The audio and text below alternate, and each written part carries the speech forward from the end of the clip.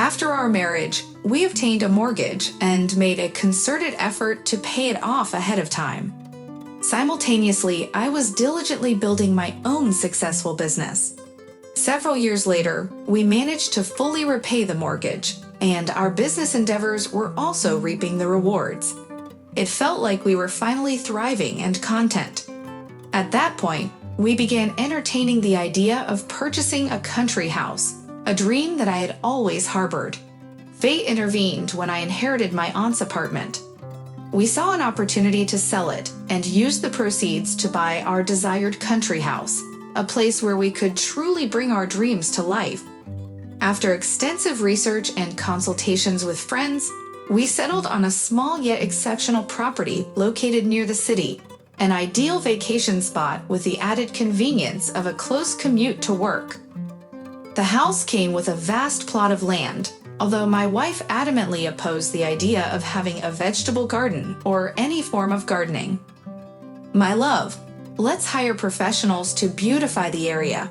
A skilled designer will transform it into a paradise," I suggested. "I'm all for it, but who will oversee the process? It requires proper organization and supervision, and unfortunately, I cannot take time off right now," I elaborated. Not missing a beat, my determined wife declared, "All right, I'll take charge of it. I'll oversee the whole project myself." We combed through numerous advertisements and reviews, seeking recommendations from acquaintances. Finally, we settled on a small landscaping company that specialized in bringing visions to life. Dmitry, their designer, came to assess our land. My wife thoroughly explained her vision, and Dmitry offered some excellent ideas. Plans started to take shape, and satisfied with the direction, I headed off to work while my wife stayed behind to oversee the ongoing work at the site, which was teeming with activity. However, when I returned later that afternoon, I discovered that my wife was alone, and something seemed off. She dashed around, proudly showing off the transformation of the place, and I couldn't help but adore every aspect of it. Look at its beauty. A charming little pond will be right here, perfect for the house. And we're planning to add an alpine slide too. We were excited about planting rare varieties of roses, and we even had a lovely red-eared turtle named Cherry, whom we planned to release into the pond during the summer. Everything seemed wonderful, but my concern grew when I couldn't find Dmitry anywhere on the property. One day, I decided to leave work early to surprise him, arriving at lunchtime. As I entered the yard, I noticed scattered gardening tools and equipment, but an eerie silence enveloped the place. I strolled around and found a small gazebo on the other side of the house, almost resembling a little cottage. Curious about the rustling sounds coming from inside, I peered in and was shocked by what I saw. There, in a compromising pose, were my Mashka and that designer. I couldn't contain my anger and let out a growl. The designer, clearly taken aback, fled through the arbors, leaving in a panic.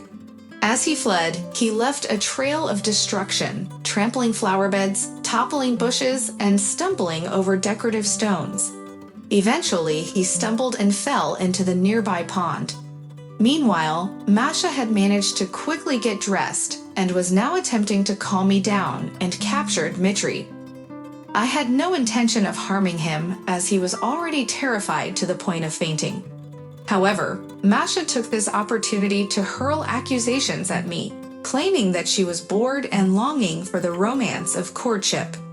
She insinuated that I wasn't giving her enough attention and accused me of mocking her. I was taken aback by such a statement. I had worked hard to provide for our family, showered her with expensive gifts, and never once harmed her. Furthermore, I didn't drink or smoke. Seizing the moment, Dmitry swiftly dressed and made his escape, fortunate to have a car at his disposal. Initially, I tried to reason with my wife, but she refused to listen. She continued to blame me for her lack of attention and everything else, labeling me the worst husband in the world. This marked the collapse of our family life. Eventually, she quietly agreed to a divorce.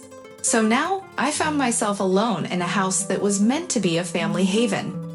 Despite my efforts, it hadn't worked out, and I was left wondering what I had ever needed it for. The house now belonged solely to me, and the work on the surrounding property was nearly complete thanks to Dmitri's sudden departure.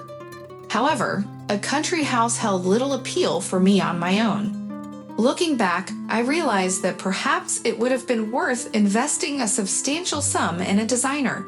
After all, a man like Dmitri should have been taught a lesson, and my wife had already suffered her own punishment from life.